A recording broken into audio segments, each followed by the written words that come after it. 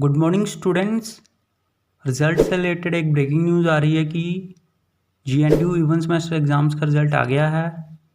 तो जिन जिन क्लासेस का रिज़ल्ट आया है वो हैं BCom LLB 5 years integrated course second semester, fourth semester, six semester, eight semester, BBA LLB 5 years integrated course second semester, fourth semester, six semester, eight semester, tenth semester. तो सभी students GNDU की official website पर जाकर अपना अपना result check करें gnu.ac.in पर। All the best सभी स्टूडेंट्स को। उम्मीद है कि आप सबका रिज़ल्ट बहुत ही अच्छा आया होगा और सभी स्टूडेंट्स पास होंगे। तो जैसे ही किसी और क्लास का या फिर किसी सेमेस्टर का रिज़ल्ट आता है तो हम आपको बता देंगे। तब तक इस वीडियो को लाइक कर दो, शेयर कर दो, चैनल सब्सक्राइब कर दो और बेल आइकन ज़रूर प्रेस कर देना। Thank you.